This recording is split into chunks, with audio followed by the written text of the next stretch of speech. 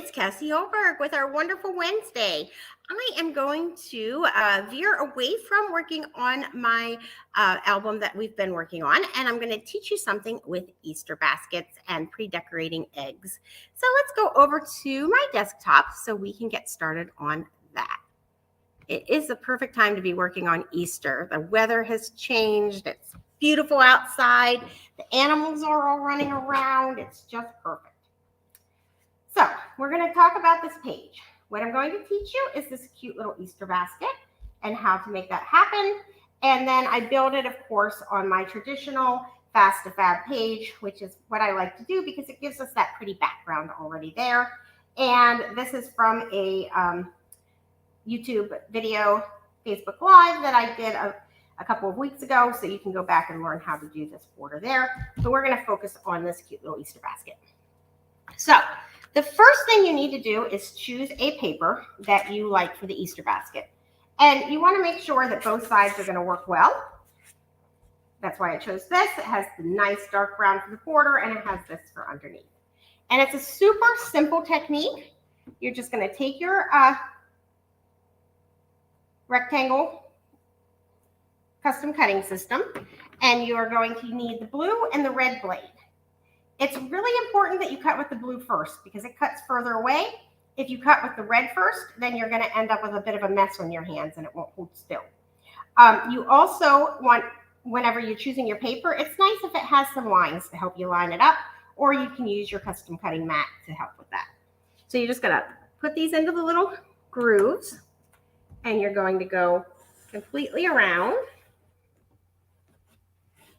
this whole little square.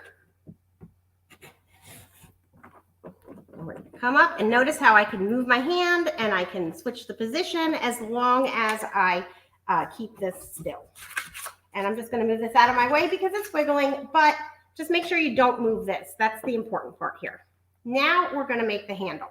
So you want to start your cut on the same side on both sides, and that's why it's kind of nice to have this line. But if you have it lined up on the custom cutting mat, then you can also just look for your line through both sides. But we just want it to be the same on both sides to give us that little handle. So we're going to put it down and we're going to cut just halfway. You're going to cut halfway around. And I didn't quite go down far enough, but not a big deal. I didn't move my, I didn't move this, so I'm okay. Okay, so now we're going to pick it up and you just take this and you're going to fold it down. Oh, I folded it the wrong way. I really like it this way. You know what? That would work too, but it's not the look I was going for.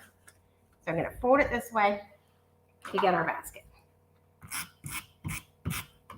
I only cut it facing up the other way because I liked how it gave me this line to line it up on. Okay, so now the next thing we want to do is just add our grass behind there. So I use the floral piece.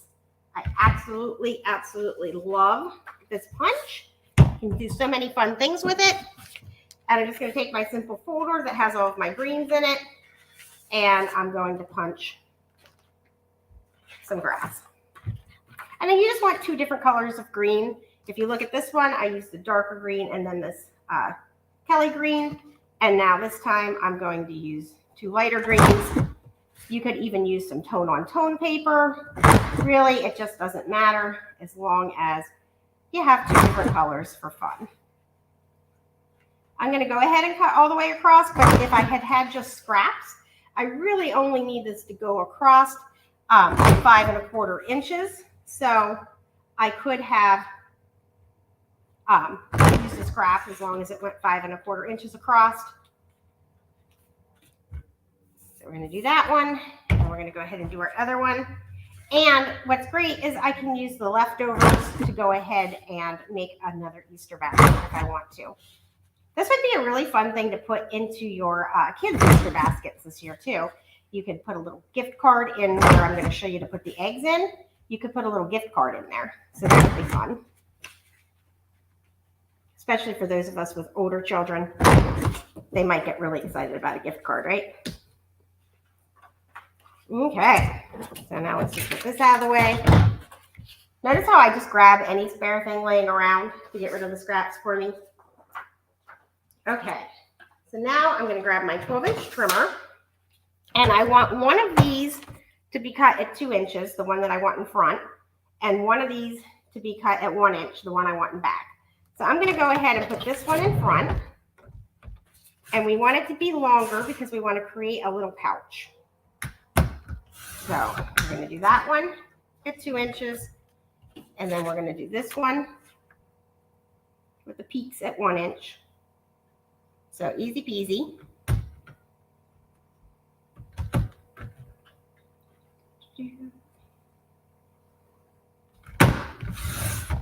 Starting to get used to having to look over the screen to see if anybody's with me. So thank you for saying that it's cute.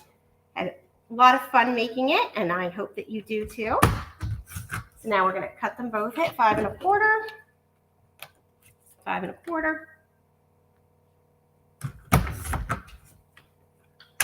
And now I'm going to come over here, and I'm just going to tape it down. I'm only going to tape it along the bottom because I want to create just a little bit of a pouch. Put it across here. And then I'm going to take my other color of green, and I'm going to put it behind here.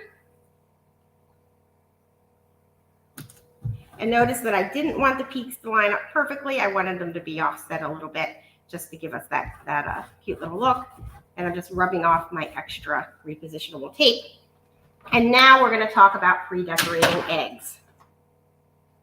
Okay, so you can kind of get the feel for what this is here. It was super fun to take the Rick Rack border maker, the double Rick Rack. It makes these cute little lines, and we're going to talk about some of the things that it can do. So let's go ahead and make ourselves, let's see. I'm going to come over here. I used a lot of my scraps from, this is my Tropic Time Power Project folder where I put all my mats and my embellishments. And then I also slide the scraps of things that I want to go with that collection while I'm working with it into one of these simple sleeves. So it's easy to find what I want. So I just want a yellow scrap that I can make a Rick Rack out of. I don't need it to be big. Let's see. That one's already matted. Okay, so here we go. We will use this one. So I don't need it to be a full one because we're just decorating some eggs with it. I'm going to put this in. And it's nice because you really don't have to cut a whole border whenever you're doing something like this. And then I want to show you, when you cut with this border maker, look, you get some other little pieces that you could use. So these would be good for decorating eggs too. So this is just some of the, what we call punch poop or fallout. So I can use this for decorating my eggs too. So for time reasons, we're going to pretend like we're on a cooking show. These ones are already baked. And we are going to use those so that we can pre-decorate this and I don't have to keep you here for a really long time. Okay, so you just decide what order you want your colors to go in. So I'm going to use the small ones for at the top because as you can see, it's wider in the middle and less wide at the top. So we'll go ahead and use that little tiny piece there. And actually, if we check, look, this one goes all the way across too. So why not use up these little pieces that aren't even a whole border to make this? I love using up scraps. It brings me so much joy. I'm going to make a little bit longer one for, where are my microchip scissors? There they are. So I'm going to use a little bit longer one for the middle. Probably the little tiny piece would have worked, but for the middle ones, we do have to make some of them, right, in order to make this whole thing work. So, because we won't have any fallout if we don't punch the borders. You can make lots of fun eggs with this. And you could also, you know, for Easter, you could make cute little things and put them on the egg. So you could write on the back of the egg, like, you know, trip to pick out your favorite game at GameStop or wherever it is people shop for games these days. You know, or something like that. Trip to the movies with mom and then have some fun things to do with your kids on the back of these Easter eggs. It could be fun, but also on your scrapbook page. Okay, so now we've made our egg, and we can take the gemstone pattern. So we have this cute little heart, and it has, oh, I hope I'm not frozen. And it has this egg shape on here. I hope I'm not frozen, Vicki. I'm just gonna pretend like I'm not. So now this is important. You want to make sure that you are cutting with a really sharp blade. So you can even change it before you do this. And you want to press down really hard and go all the way through all your layers so that, oh, see, so this doesn't happen. We'll just slide this back up here and pretend like it didn't happen. I didn't put tape all the way across it. That was my problem. But it does make it much, much easier for decorating because you don't have to sit and try to get so many little tiny pieces across. So I am just going to go ahead and re-put that on there. And then I'm going to snip with my microtip scissors. Look, this is what you do when things don't go quite as planned. So we're just going to go like this. But see, this way I still have my perfect egg shape and the color only goes across it. See how this one, I have to like, if I had to do this for every single one, it would take me a while to make it perfect. So let's do that again with a couple more that I already have pre-decorated so I can show you how it goes. So I pre-decorated some papers here. So we've got this one. And with this, I used one of the stickers. This is actually from the winter tonal stickers because the coloring was just really nice for Easter. So I went ahead and used some of those. If you look, I used this one and I used this one. We have some beautiful tonals that just came out and there's a buffet happening. So it's a really great time to get things when you can get some extra free promo stuff. And so this is just one more way you can use those cute tonal stickers for all kinds of fun stuff. Okay, so here's one more Easter egg. And let's get a third one. Let's do this one, super cute. I mean, they're all cute, really.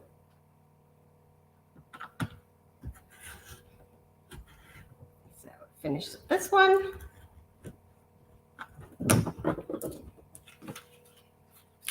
And now we're just going to stick them into the little pouch. So I'm going to put a little tiny bit of tape along the bottom, and we're going to put our eggs in. You know, eggs aren't all the same size, so if you wanted to, you could actually use the different color blades, and you can put the eggs in there. If you didn't want to put, if you were going to put little gifts on these eggs, you wouldn't have to put the tape. You could have just stuck it in the pouch. I'm planning to put it on a page, so I went ahead and did that. So now the last thing we're going to do is talk about this little tiny bow. So hopefully everybody saw that the bow maker is back, the bow and envelope maker. It's so fun. You can make large things to go to mail cards with, but you can make little tiny envelopes to put cute little memorabilia in. And we are going to make just a little tiny bow. And we're going to talk about some little tricks that I do to make the bow actually work as the tiny one. So we're going to cut ourselves a nice 1-inch strip. And then if you look at this, it tells you what size to make things. So I'm going to turn it on its side, and I'm going to go ahead and cut the top layer. So this is the top layer at 6 inches. And then the bottom layer, it says to do at 3.5 inches.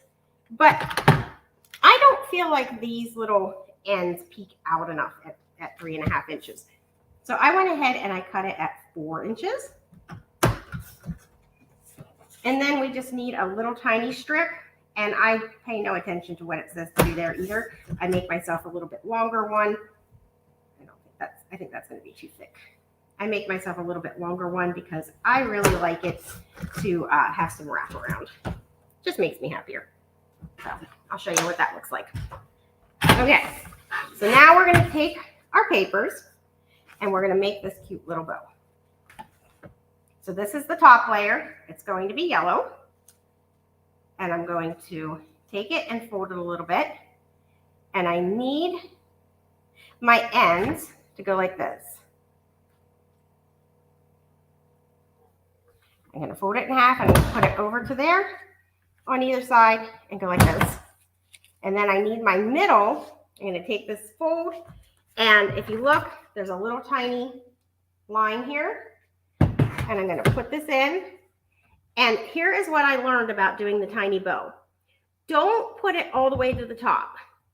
Give yourself a little tiny bit of space between the top and there, because the 1-inch spot is like the hardest spot, and there's no room in between here. And so what I found is that sometimes whenever I do a little tiny bow, it cuts it too close and then it rips. But if I go like this, I don't have that problem. So now I have this piece, and now we're going to take the piece that goes behind it. So we need to know where the center is. And we want to do that same thing. Don't go quite all the way to the top. Try to do it pretty much the same way you did the last one. And now we're going to take these, we're going to center the ends to get that little bow look.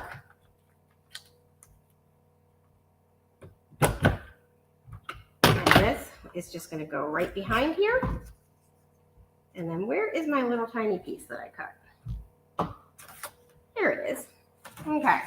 So then this piece, I'm just going to wrap around. So it's going to go there.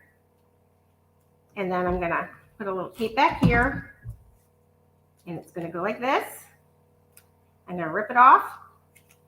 And you could use scissors too if you want it to be all nice and perfect. But I'm going to tape it down to a page so it doesn't really matter. And it's going to go like that.